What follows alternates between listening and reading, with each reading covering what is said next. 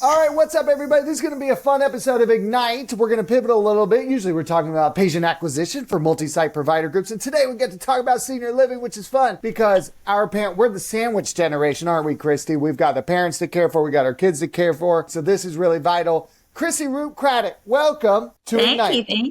Thank you. I'm very happy to be here and appreciate you guys inviting me. Yeah, absolutely. All three of our listeners are going to love this one. So, Kristy, tell us, where do you hail from? Where do you work? And what is it? Absolutely. Well, I am the Chief Sales and Marketing Officer for Commonwealth Senior Living. And we're kind of a mid-Atlantic, but have stretched up into Michigan and Connecticut as well, company, but a grassroots senior living provider that started in Charlottesville, Virginia. And most of our communities in our portfolio of 33 are here in Virginia, but we do have a few in Maryland, one in Pennsylvania, 4 now in Michigan, and 1 in Connecticut.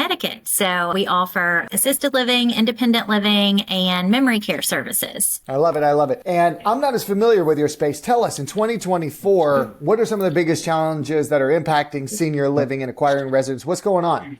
That's a great question. I would say 2 of them are something that really hasn't changed dramatically in my 20 plus years in the industry. And I would say it's fear of the unknown and guilt of the decision, specifically for adult children, families who maybe are recognizing that their aging loved one is either struggling at home or maybe just not thriving or living their best life. The third one I would say is kind of market disruption and noise. So, post COVID, a couple of years, there's been a lot of acquisitions and sales, and we're in the acquisition side of growth as well, and on an active growth plan ourselves, but also in a lot of more metro markets, we're seeing more new construction, new companies emerging in the senior living space. And so I think for families that are already kind of trying to come to terms with those emotions of guilt and fear of the unknown and what to do, to then have a significant amount of market disruption, that noise can be confusing and I think sometimes stall families because they're overwhelmed. Yeah.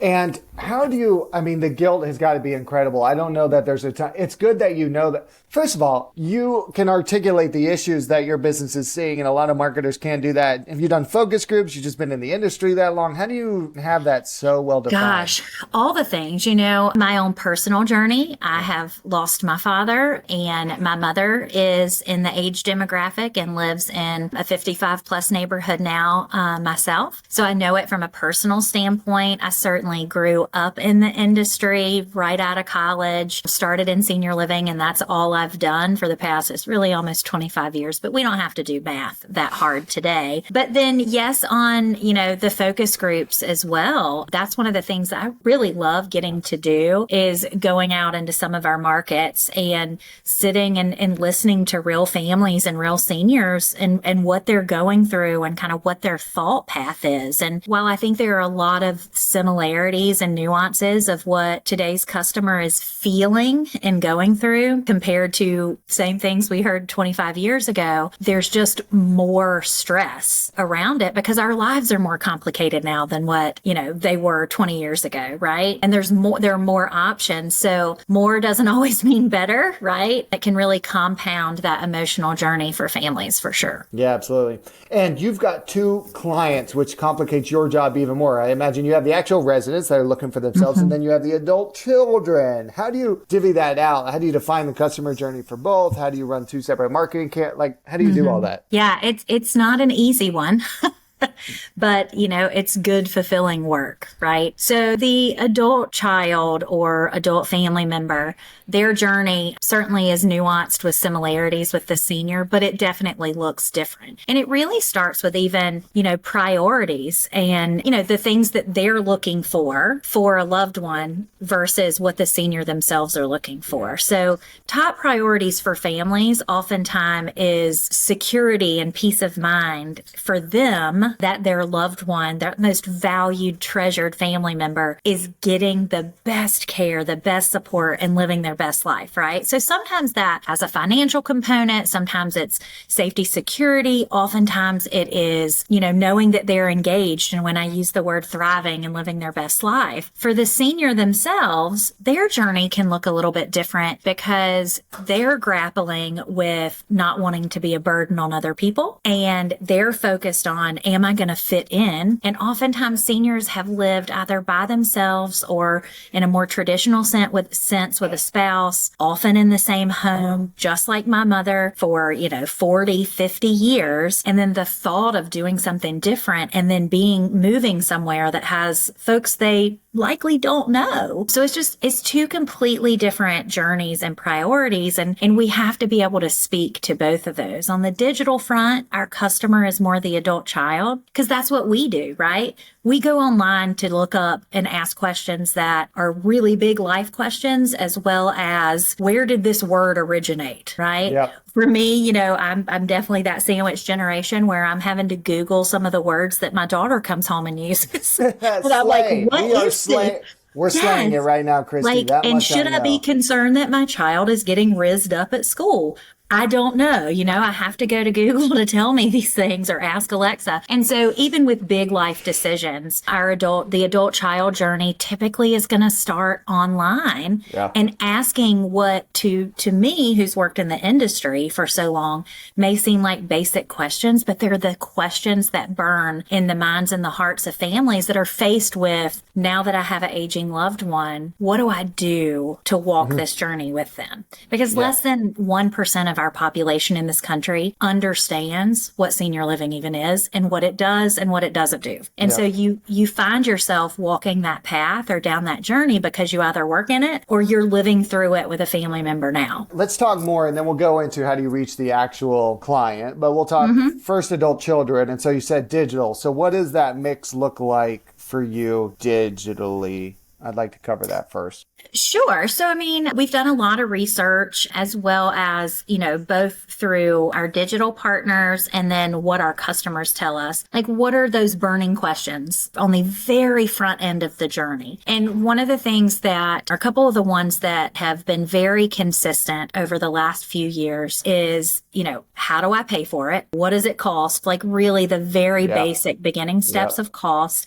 And then how do I even start the journey? Like, where do I start? How do I have the conversation? And so it all starts there with any digital or traditional strategy, any marketing strategy. You got to know what your consumers, the information they're after, and then you've got to appeal to that. So, obviously we invest in Google AdWords and pay-per-click, and we do email marketing, and we use our website heavily to promote events and opportunities for customers to get a sneak peek or to understand what that day-to-day looks like. Yep. We try to provide educational opportunities both through our blog posts, through content with white papers, and even, the grassroots educational events that we hold at the community level to speak to what those pain points are for families. Yeah, I got you. And then, so lead comes in and it sounds like it's an education opportunity. Sometimes you use events to nurture them, like come check out the actual facility. How long is the process and how do you nurture them along that process? It's a great question. On average, if they're care needs, like care support needs with activities of daily living. Traditionally, somewhere between that 45 and 90 days is the life cycle or the buy cycle for customers. For our active adults, independent living, that can range really anywhere from 3 to 6 months. We nurture them in a lot of different ways. Some of those are passive through drip campaigns, events, posts. Our sales process on the human to human level is,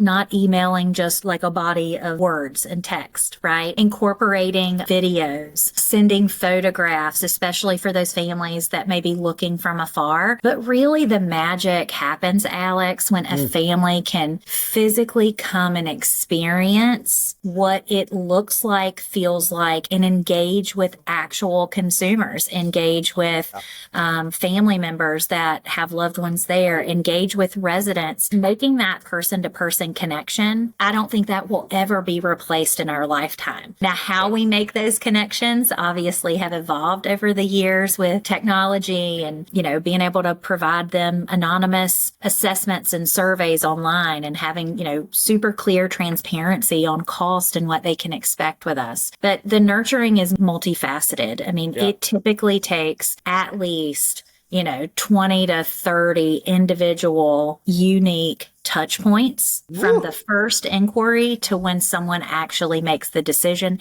And that is a really effective sales professional guiding that family along the way. There have been times, even in my career, when I started out a long time ago as a sales director at a community, I had one of those stage 1 clinger families, and it took me 72 touches. And I promise you, I didn't log them all. But really, it was because I wasn't the most efficient and effective at guiding them through. I could have easily helped them realize the beauty and benefit of living at the community in a third of that time if I would have been more effective and purposeful in my connections with them. Yeah. You say, just come in, guys. We've been talking long enough. So the nurturing digitally, so we got it on the adult children. You said, I think you're alluding to like the actual residents themselves, maybe less digitally focused. Is it a lot of referral-based marketing? It's usually, we typically, the savvy senior, especially more active adult, we're reaching them through social media, specifically the demographic on Facebook. Okay. And that's why it's so important for social media and Facebook to be the window into the life at the community. So we rely on our community teams to supply us with the content and capture those magical moments that are happening and celebrate our resident stories. And, we've had a lot of success with TikTok. Several of our TikTok videos of residents doing TikTok in our communities. They're putting themselves on TikTok. Correct. No Absolutely. way. We've got a whole campaign. We've had 2 videos that have gone viral, or a few that have gone viral, but 2 that have had over 3 million views each. One particular resident at our Commonwealth Stratford House location. In fact, the local media just came out to interview her about the fact that she's a TikTok star. And how she feels about it. And it's a really lovely story, but she is the best. She loves the TikTok. She didn't know what it was. The TikTok. Mm-hmm. That's so crazy. I want all of our marketers to stop saying that demographic's not on TikTok. Everybody's on that thing. What I find with seniors today, again, not drastically different than when I first entered the industry, is I think, still in this country, there's a stereotype of aging. And you stop learning as you get older. You're not going to be as adventurous. You're risk averse. We have had no trouble whatsoever challenging our communities to say, here are 3 or 4 things trending on TikTok. See if you can find some residents to participate. They love it. Even if at first they don't have a clue what TikTok is, they're like, oh, you want us to do this video and have fun? Like, seniors are still craving connection and joy and humor and being silly. And I am just so proud to work in an industry and to work for a company that embraces that and really continuing that forward for the folks that we serve and who depend on us.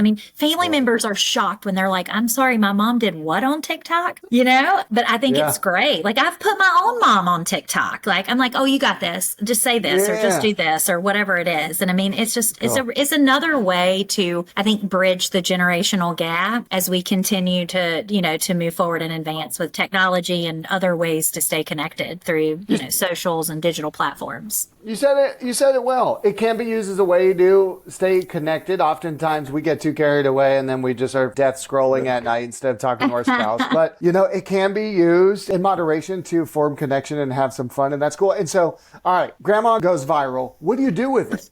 Can you use it for your own marketing? Yes, we use it. We use it all over the place. So, I would love, shameless plug, to have folks follow us on TikTok. It's Commonwealth SL, S for senior, L for living. So we obviously share it with families. We use it as part of our blogs. We, use it on other social media platforms. Because one of the things that I think we are responsible for in this industry is to show the brighter, lighter, joyous side of senior living. And I think we were going to be working on it for the next 50 years to dispel the perception of the general public that that's the place you go to die, or I only want to go there if I can't take care of myself wholly, and to really highlight the social wellness and the emotional wellness benefits of considering senior I don't want to living. be alone, and I don't want to be alone with my wife. Like I love her. It's not that. It's like, let's go be around friends. Right. Why do we want to have a standalone home when we can be in a community that's got tons of our people and we can be at happy hour? I've done lots of tours of senior living communities. It's fun. They got happy hours. They're playing games together, and like the stigma is weird. It doesn't need to be there. It is fun. It is a place for people to stay connected, and I bet it increases the length of life because you're surrounded by a community instead of being alone. And I think that would compare to living close to your adult children, but the adult children don't give it about you a lot of times. So looking forward for the senior living industry, what do you see happening or changing in the coming year? You mentioned more connection, changing the stigma. Is there any other shifts you're seeing or trying to get ahead of? We try to stay ahead of the curve, obviously. I'm sure anyone you would bring on an interview is going to tell you that. And I think, staying agile and not accepting the norm is the best business advice I can give any industry or any individual, right? Just because it's been done this way doesn't mean you have to continue doing it. And so I think the future of senior living, as I mentioned, it doesn't matter how digitally or technologically advanced we become as a society. It is people taking care of people, right? It is about love, connection, being in each other's personal space, embracing one another, providing those opportunities to be as social as you want or as private as you want, and being a family. We believe in 4 key behaviors at Commonwealth. It's we listen, we love, we care, and we serve. That will never change. Now, how we deliver care, how we serve our residents and potential families who need us and being a resource, that's going to evolve over time. But the love and the connection is never going to change. I believe at some point the traditional advertising space will continue to phase out, but that doesn't mean that the personal connection, the face-to-face interactions will be any less. Yep, I agree. Hey, we're all about the love too. We love it too. And I bet that helps having those values. Mm-hmm. I bet it helps recruit the right people too. I think they'll see like, whoa, Commonwealth is really serious about helping and they love the whole continuum. They really love these people. If I'm just getting this for a paycheck, probably not the best place for me. So I bet it helps recruit the right people who are going to care for your residents even better. 100%. One final question for you, Kristy Ruppe Craddock. What digital strategy are you going to invest in more in 25 than you did in 24? I think it's going to be on the research and pivot side. And what I mean by that is, we've done more shifts in the past year than we probably did the prior 5 combined. And by shifts, I mean, it's really goes back to that agility piece of keeping ourselves keenly aware, ear to the ground on that research front of what are our consumers searching for, looking for from a keyword strategy, and then continuing to optimize our website and our resources to quickly give the customer what it is they're looking for. And, I mentioned earlier about the 2 things that have been pretty consistent over the past year that families are researching are how much does it cost and how do I start this conversation, right? So for us, we believe in pricing transparency. We will continue to invest in the online cost calculator. And just as soon as you're popping on our website, really paying attention, what pages do we have that there's a higher jump rate? Which pages are the consumer lingering on a little bit more, and making sure that the information they're looking for, they're getting as quickly as possible. I love that. Great answer, Kristy, because a lot of people say, more in Meta or PPC. Kristy gave a different answer, which is more in research to make sure we're attracting the right users and the right residents with the right content and messaging and value prop at the right time. Guys, so before you enter 25 with diversifying your channel mix or investing, actually evaluate whether you're converting correctly and you have the right kind of content that people want to see in today. And Kristy, I want to say one final thing. Y'all went through hell in a handbasket 2020 to 2022. It's cool to hear that things are so optimistic, have gotten back to normal. It's a good example of resilience in this country. It's very cool. Congrats. Kudos to you guys. Kristy, thanks for joining us on Ignite. I appreciate you.